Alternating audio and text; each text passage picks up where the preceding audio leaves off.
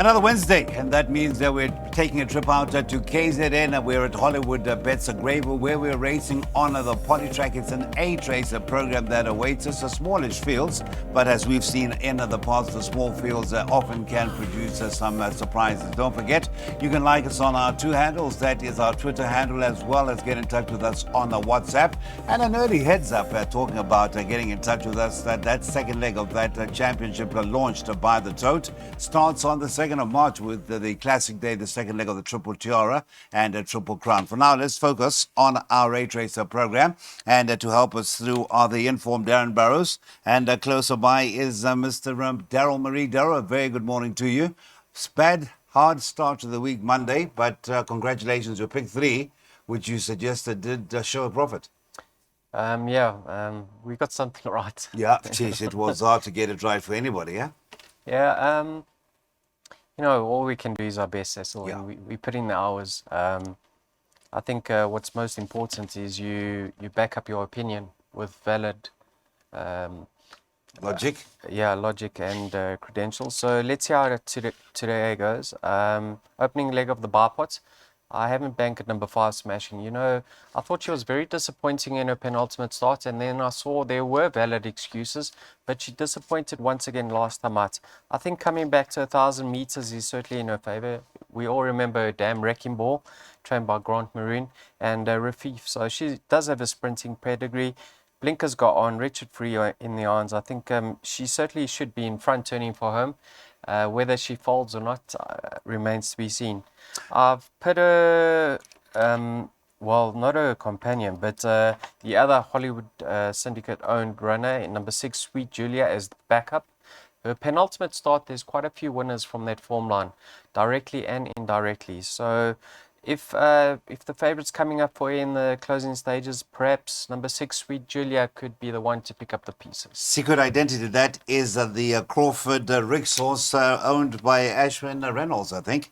Anyway, Mr. Burrows, a very good morning to you. And talking about a smashing, beaten by Blub Blub. That was a surprise race because I had written off Blub Blub, but won with a ton in hand. Gavin Larena certainly had gotten to the bottom of the Nevenays in charge. And of course, the rest is history, the start of a good day for David on our Guineas Day when they went on to win the Guineas with Sandringham Summit. Good morning to you and congratulations.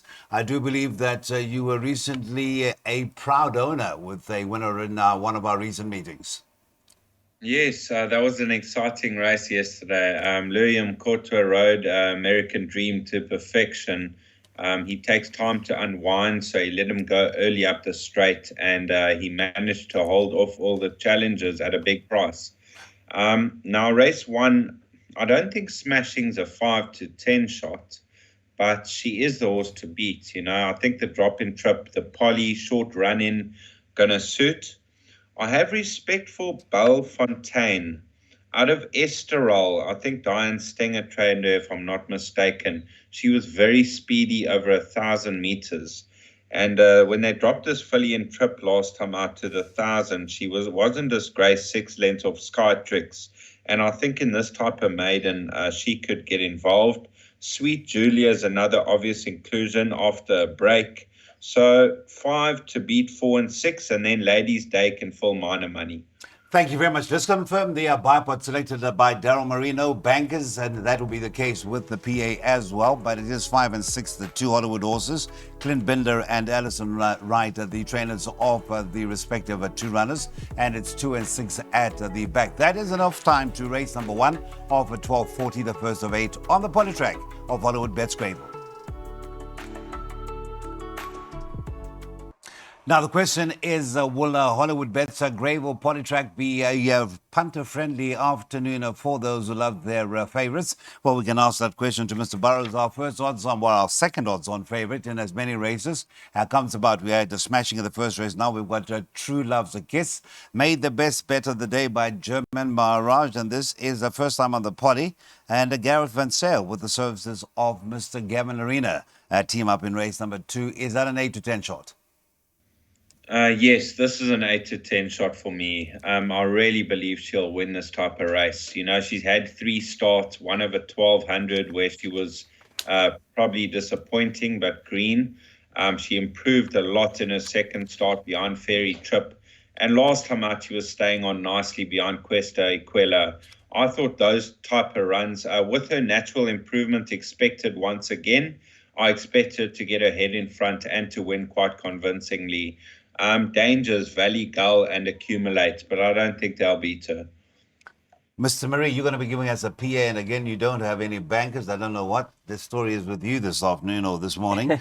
But the market rival at the moment, or at least the last time I looked, was the 5 Accumulate, who seems to have found a little bit of support in the anti-post. And what sort of a chance would you give that?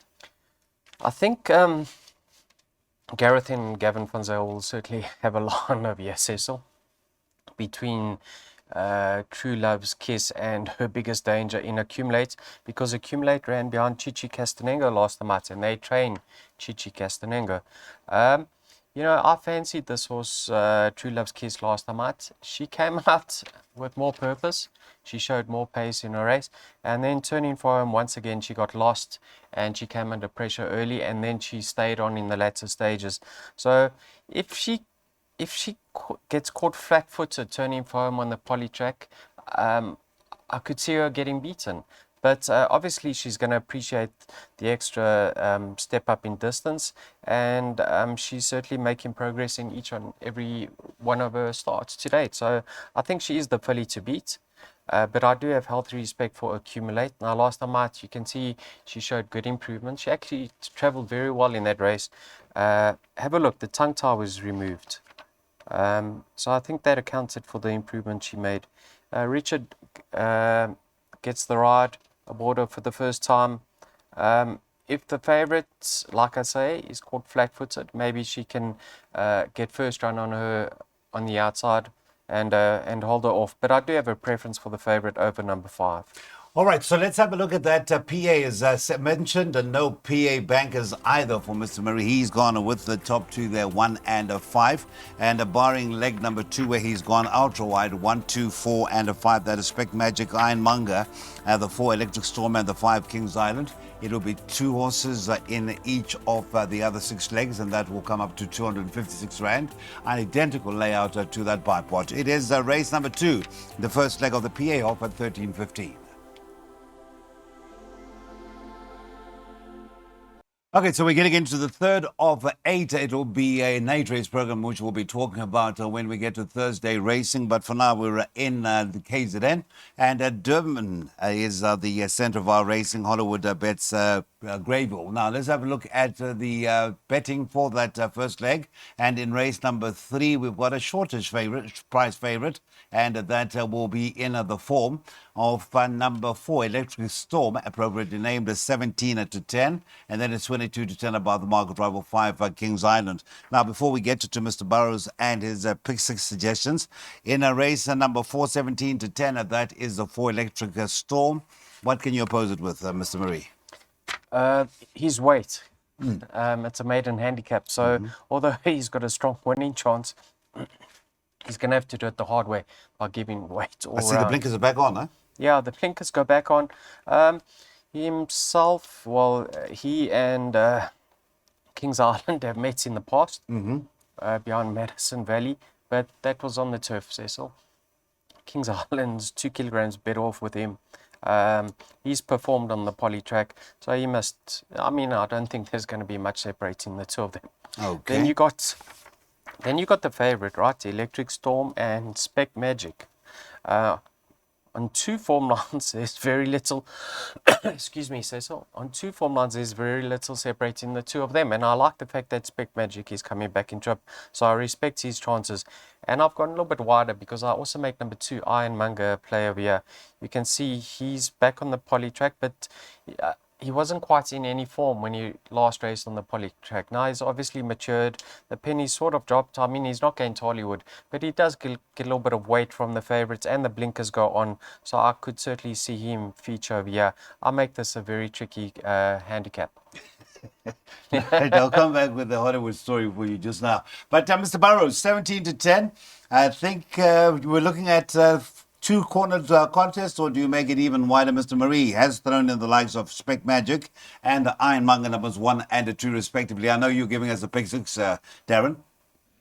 For me, 1, 4, and 5. I do have healthy respect for Spec Magic. You know, I went back in his form and there was a form line, I think it was the Attaboy form line, where there was so many direct winners, and that was a good effort. And I don't think he stayed last time out, so the drop-in trip's going to suit. I can see Spec Magic upsetting horses like Electric Storm, that's in good form, and King's Island also in good form. So there's not much separating King's Island and Electric Storm on collateral form. So 1, 4, and 5, I thought that was enough. Let us confirm your pick six suggestion, and just to confirm that it is a maiden handicap. You might have heard Mr. Marie talk about a weight turnaround with a couple of the runners, the top two in the betting, and that is because it is a maiden handicap. We should be off at 10 to 2 with the off to race number 3, 1, 4, 5, and then of course a very, very good banker, interesting banker in the penultimate. That is Stu Ferry's runner in race number 7. That is Red Roses 2, who is currently priced up at 5 to 1, and that's due to a scratching come through recently. And that's of the Carl Hewitson train number 7, Apostrophe. So that's your pick 6, and we should be off with that, 3rd of 8.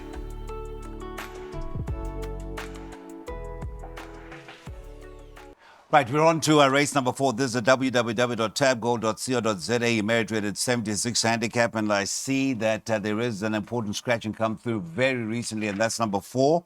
Catch the Tune, hence the adjustment at the top of the betting boards. Number 2, African Dusk, whom you got to that 33 to 10 about this morning at around 7 o'clock, is now adjusted into 13 to 5. Does the 2 African Dusk appeal to you at all, Mr. Murray? I like this horse. Cecil, you know, first of all, I mean, Richard Free and Garth Puller have got an amazing strike rate together. Yeah. In his penultimate start, I went for a little bit of a touch on him at a big price, 25 to 1, and he finished close up, just beaten over 2 lengths. And the reason why I liked his chances is previous race on the poly track, he raced off an 84, and that was off a 72, so it dropped substantially in the ratings. Then last time out, he had absolutely no right to win. I don't know if you recall the race. Muzi Yeni was on a horse for Paul Lafferty. I think it was Manic Monday. And they walked up front. And this horse was over racing at the back of the field. And the fact that he picked them up in the straight was a victory that is better than what it appears on paper. So I can see him certainly going back to back because he's going to be more than competitive off a 76. But if I like his chances, I have to have respect for number 6, Rodriguez. There's not much separating the two of them behind the Cyber Time form. 3 runs back on the 13th of December. So I suppose it depends on who gets a better running chance. So I've gone 2 from 6. If the pace is on, I think number 2 is going to be the horse to beat. That's African Dusk. Thank you so much. Mr. Burrows, now the 2 runs on the poly have yielded no stake check whatsoever for the 2 African Dusk. Otherwise, it's 16 runs for 3 wins at 2 seconds and 2/3 on the turf. Does that not give you any cause for concern, sir? It's got to be a slight concern, but I've chosen to ignore that. Okay. I like this horse. Catch the Tune, I made the danger, has been scratched. So that gives me more confidence about African Dusk. And Richard Fourie going to place this horse nicely. And if there's a speed on with horses like Lucretius and a couple of others, I think he's going to run them down in the straight. So I'm prepared to have a bet on African Dusk. In the pick 6s, I included the 4, the 5, the 6, and the 7, and the 1. So I went 1 through to 7 in the pick 6. And we can double up with the favourite if he does arrive.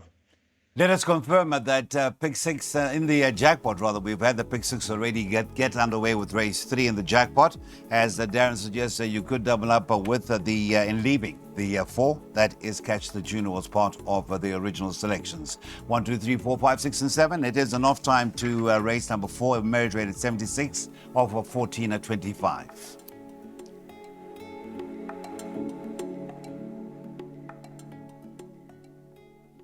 Currently in the betting, it is 5 to 2 about all of numbers 4, Luna Cam. That is Stu Ferry's charge with Tristan Gordon aboard. And number 5, Don Carrari. That'll be Louis Huisson with a man who's doing very well for himself, not on the high far, but when traveling out Tulio Gerson, and that is a Chase Mojan. And I see another stable changer for number 7, Hidemart Sunshine, a 3-run stay here on the Highveld, and the first two not disgraced whatsoever. The only run that was a bit offish was the last run in the Pinnacle Stakes when it was said over the 1160. Nothing to come, Mr. Burrows. Hidemart Sunshine really started off brightly, and just sinking at that third run, seconded to Charles Dickens, a length and a quarter, gives you an impression of the ability that is there, sir. Yes, he showed a lot of ability early, this horse, and I think he is best over 1,000 meters. He hasn't run since May 2023. That's got to be a concern, and he jumps from the deepest of draws. He's got the 1.5 off his back, so 60 and a half. He could be right there. I wouldn't ignore his chances. I've included him in everything. I like a bit of Music is Life. This horse, I think he's going to be best over 1,000 meters, which he goes this time around. Last time I put a line through his run over 1,400. There's a lot of speed in his pedigree, and I think from a good draw, Gavin Lorena, he'll be involved. Luna Cam should be right there. A horse like Don Carrari, a bit unlucky last time out. There's not much separating himself and Luna Cam. And Esquivel loves a poly. So 2, 3, 4, 5, and 7. 2, 3, 4, 5, and a 7, Mr. Marie. Are you including our friend Hidemart Sunshine, named by your friend, Mr. Shaheen Shaw? You're going to include in your pick 3, I believe you have a pick 3 suggestion for us on the heels of success on Monday. I didn't include him. Okay. 661 days since his last win, off the track for quite some time. But I just read the comments on their website, and they're fairly upbeat. They say his work has been good in the lead up to the race. If suited to the polytrack surface, a positive run is expected. That's now with Alison Wright, and that will be number 7 in a 7-runner field. So where are your loyalties in race number 7? I've gone in the pick 3 all of numbers 2, 3, 4, and 5. No, Don Carrari interests me because I think as long as numbers 3 and 4, who are Esquivel and Luna Cam, get good breaks, clean breaks, the pace is going to be on because they like to push forward, both of them. And Don Carrari likes to be given a chance, and it's a small field, so he shouldn't be too far back to an info home. In his latest start, he angled towards the outside, and it got tight for him, and it got tighter, and he had to ease and switch in. And I thought that was a tremendous effort on his behalf to only get beaten just under a length. So as long as there's no fitness issues, because he is returning from a short break, I think he could feature. Number 2, I also like his chances. So Music 2, is 3. Life. As long as he's not beaten for speed over 1,000 meters on the polytrack, I think he could be the one to beat, because he's got enough pace just to slot him behind the likely pace setters. And Gavin, I'm sure, being given an opportunity with Gareth now as the potential stable jockey, I think he'll want to get the ball rolling. So 2 and 5, my top picks. Respect for 3 and 4. Included in that pick 3. Let's confirm that pick 3. And so far, it looks just listening to our two learned gentlemen, that it could be a day dominated by Mrs. Fourie and Gavin Lorena. That is Richard Free and Gavin Lorena. Gavin Lorena on the 2 Music is Life, 2, 3, 4, 5. It's an outlay of 24 Rand and beyond by that 3 o'clock. And of course, you can use that as a template for your second jackpot of the afternoon.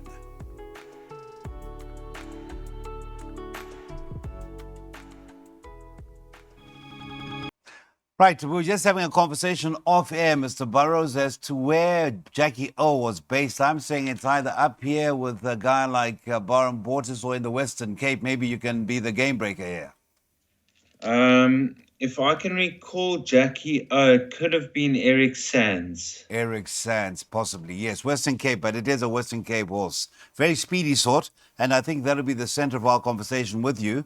Jackie Kennedy is the horse in question. That is the daughter of Jackie O, and you're looking at 33 to 10. 22 to 10 is your favorite. Number 3, Vision of Will, and then it is second favorites, 33 to 10. Numbers 4 and 7. Now, just tell us as to your affinity to Kennedy as far as the winning chance is concerned. Well, this filly runs well fresh. Last time out was her first run in KZN after a break, and she won a very good race. She is best over 1,000 meters if you look at her maiden victory and her last time in a handicap. So coming out fresh after a short break once again, I expect her to go very close. By no means a good thing. You've got a horse like Vision of Will that's very consistent and she's competitive off her current mark. You've got Here and After, who only ran a length and a quarter off Kennedy in a penultimate start, and she's better off at the weights.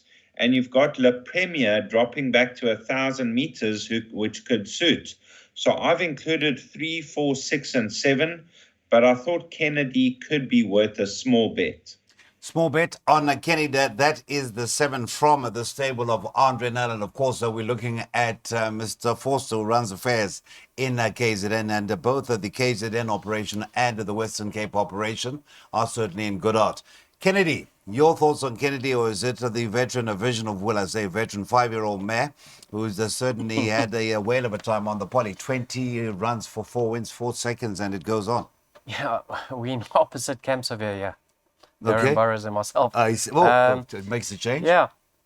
Listen, I wouldn't be surprised to see Kennedy follow up on her latest victory. I mean, she's relatively lightly raced for a 4-year-old, and one can say she's better than her rating. So I'll give her a chance. I've got a strong fancy in number 6 of here, La Premier. Now, in her last start, Cecil, over the 1200 at Scottsville, she was absolutely cruising going through the 400. It looked like she was going to win half far, and then she just didn't kick on. So I love the fact that she's coming back in trip. Her ratings come down further to 77.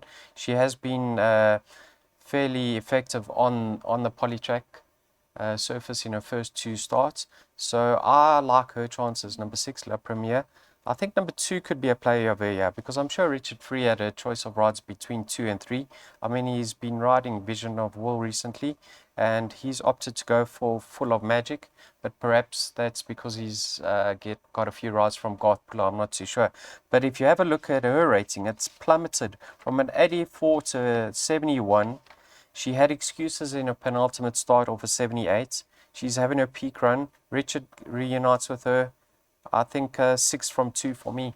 6 from 2 for Mr. Marie, but it is the win bet that we're going to be focusing on. And Darren Burrows does say a small tickle on number 7. Kennedy would not be the worst thing you can do on the afternoon. So it is 7 Kennedy at around 33 to 10. That is our selection race, number 6.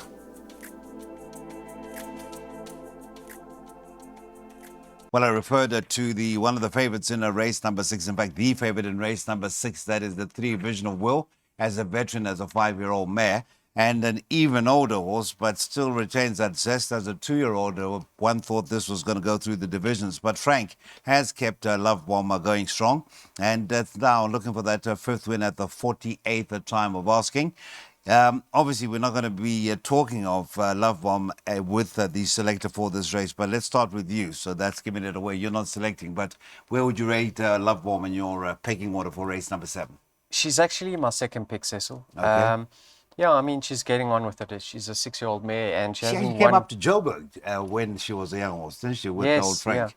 Yeah. She hasn't won in a long time, but her penultimate start was a decent one. Then last time out, I don't think the race was run to suit. The finish was dominated by horses on the speed.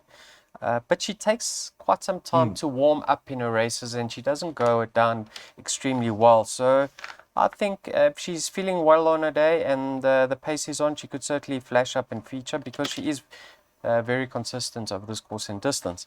But if I knew number 3, Red Roses 2, was going to break on terms, I'd actually make her very close to a good thing. She's very, very fit, Cecil. You know, I loved her comeback run, and then the 1400 on the turf wasn't her game. Last time out, she got left. So that's a concern because she has got left in her last 2 starts. But she loves the polytrack. This is ideal race for her. I think she's certainly the filly to beat, number 3, Red Roses 2, but my concern is if she's going to fluff it at the start. Watch out for number 1 over here, Contra Fiscum. Now, I don't think the turf runs on soft surfaces quite her game. She's had 1 start on the polytrack, and she absolutely annihilated the field on that occasion. The blinkers go on from a 1 from a one stall gate with Gavin in the irons. Watch out, she's going to improve. But like I say, Red Roses 2 to get it right. Right, Red Roses 2, Q, Mr. Burrows, and just having a quick early sort of scan over the Red Roses 2 previous form lines. You're looking at Marquette, giving Marquette weight, and Marquette came and won a very nice race. I think the penultimate on the afternoon on Sunday at the Hollywood Bets, Scottsville, and then of course there's that run behind again in the Q, who also ran a crack in the same race behind Marquette. But you've decided this is good each way value for us. Yes, Cecil. This is my value bet and my strike for the day. You know, I like to find value sometimes. And this filly was priced up 7-1 before the scratching. She's only come into 11-2, 6-1. So you're still getting decent value each way, win and place. She's running Grade 1 company. She ran fourth in the Strelitzia as a 2-year-old. She's lightly raced. She's had 3 wins. She's won from 1,000 meters to 1,200 meters, so the distance is fine. She's won on the poly over 1,200 meters, beating Hugs and High Fives 4 runs back with 61 kilos. She takes a drop in class. Last time out was a 94 handicap. This is a lot weaker. And I think she's meeting the right field to get it right, because she is by far the best horse in the race, but she's got the weight to carry. You've heard it from our experts. Red Roses 2 is certainly a big contender. Daryl not quite 100% in the corner of Red Roses 2, but definitely Mr. Burrows says this is his strike of the afternoon and each way selection. And right now you're looking at that 5-1 as I mentioned, in spite of that adjustment with the scratching of the 7. That's our selectors for the exotics. Race number 7. You could possibly anchor Red Roses 2 in that first leg of the last double.